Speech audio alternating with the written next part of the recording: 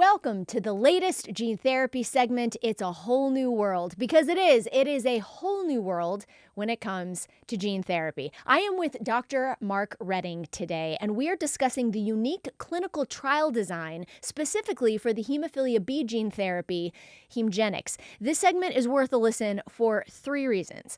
Number 1, the HemGenix trial actually is distinctive from other gene therapy trials, which Dr. Redding explains really well, so it's worth a listen. But number 2, we talk about steroid use in the HemGenix trial. It is a hot button topic and certainly something to be aware of if you are considering gene therapy. And number 3, the reason that this segment is worth a listen is the answer that Dr. Redding gives when I ask him what he had for breakfast. Trust me, it'll blow your mind.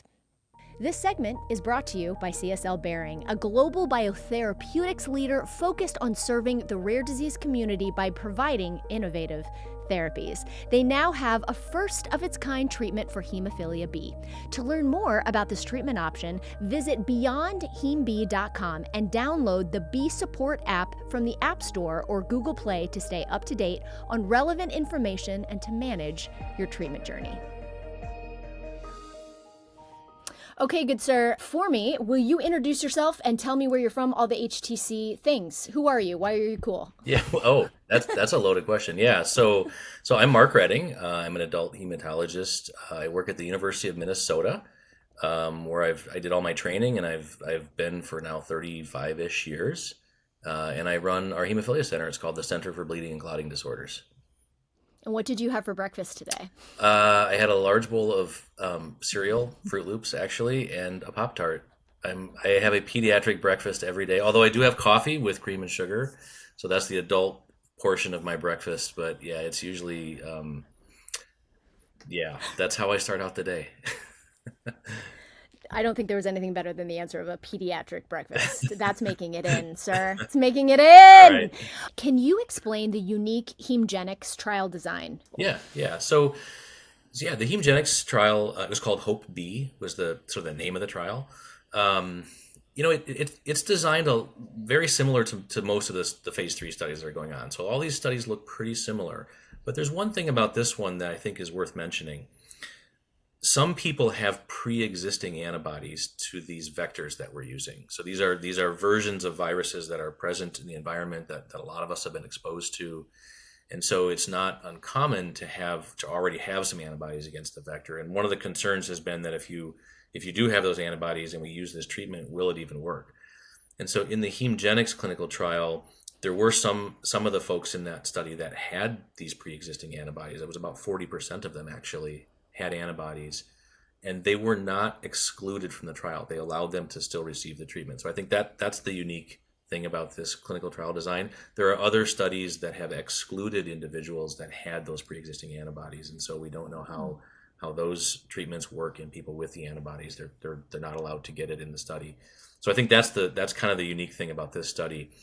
And it turns out that with one exception, it didn't seem to matter if people had pre-existing antibodies.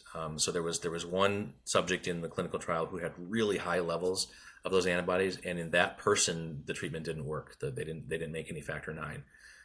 All the other people that had antibodies, they were quite a bit lower, and in that group, it seemed to work okay. And so I think that's a unique feature, and that's one of the things as we have more gene therapy treatments available to pick from. Those are some of the differences that we're going to be talking to patients about. This one will allow you can have this one if you have antibodies. This one you have to not have antibodies, or we won't be able to use it. I mean, those are some of the differences that are going to have to flush themselves out. And so we still have a lot to learn about pre-existing antibodies and how big of a deal they are. And so we're still doing studies to try to sort all that out. What about steroid use? Steroid necessity. So steroids is another hot button topic. So to kind of just backing up a bit, like what's the deal with steroids? And by steroids, we don't mean like the bodybuilding steroids, like get your muscles huge, right? We mean corticosteroids, the one that people commonly know as prednisone. And these are medicines that we use to sort of tamp down immune responses. So when we deliver gene therapy, that vector gets into the liver, delivers the gene. that causes some inflammatory immune response in the liver. And if that happens to enough of a degree, we worry that there could be damage to the liver or that maybe the treatment won't work. And so in the clinical trials, we've used steroids to kind of blunt that immune response. Now the question is this: in some of the clinical trials, most of the patients have had those kinds of immune responses and needed steroids.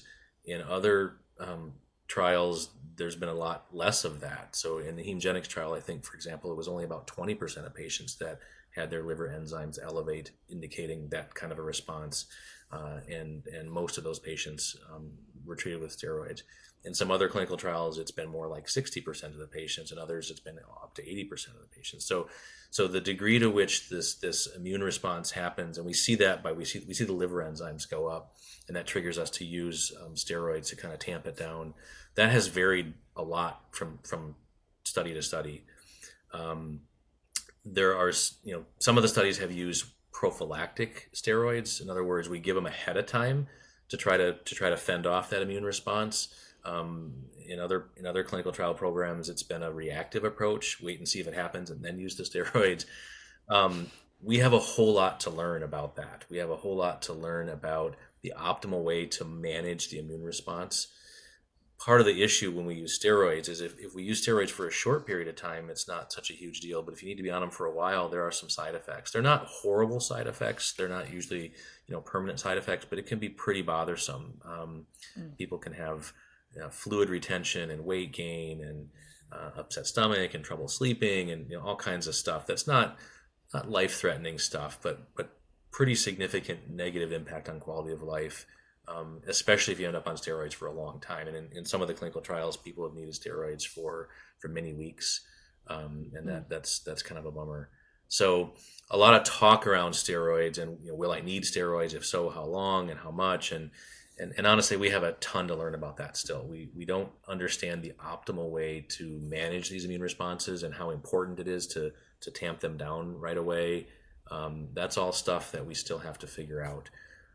I don't know, honestly, if we're going to learn all of the answers to those questions in clinical trials. I think a lot of what we're going to learn is going to be in our real world clinical experience.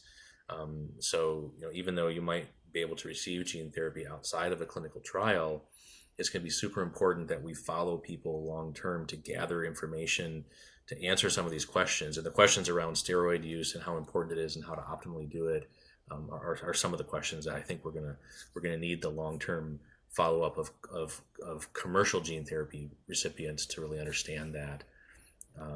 So steroids is one medicine. There are other medicines we could use, but they have other downsides too. So anytime you're using medicines to suppress the immune system, there's concern that there could be downsides to that. So that's another big topic of conversation as we're considering gene therapy and talking about, is this the right fit for you? How has the long-term follow-up been on the hemogenics trial? Yeah, it's been really encouraging. We just like a month ago, in December 2023, the American Society of Hematology meetings was held.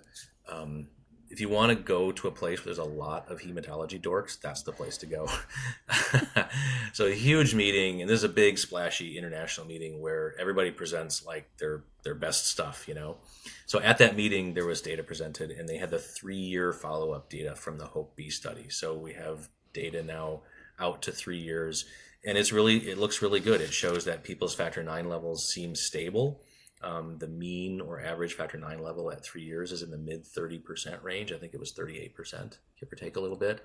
And it seems really stable. So that's really encouraging. We still see the wide variability. Some people's levels are much higher than that, and some are a whole lot lower than that. That hasn't changed over time. But the durability of it seems to be there.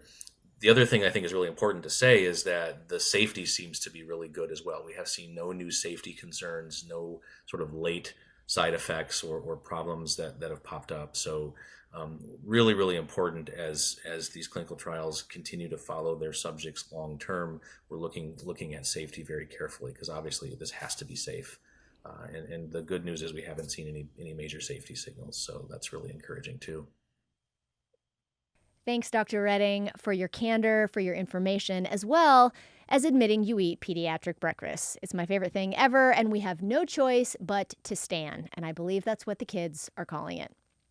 Once again, this segment has been brought to you by CSL Behring, which now has a first of its kind hemophilia B treatment. Visit beyondhemb.com or download the B Support app wherever you get your apps for more information.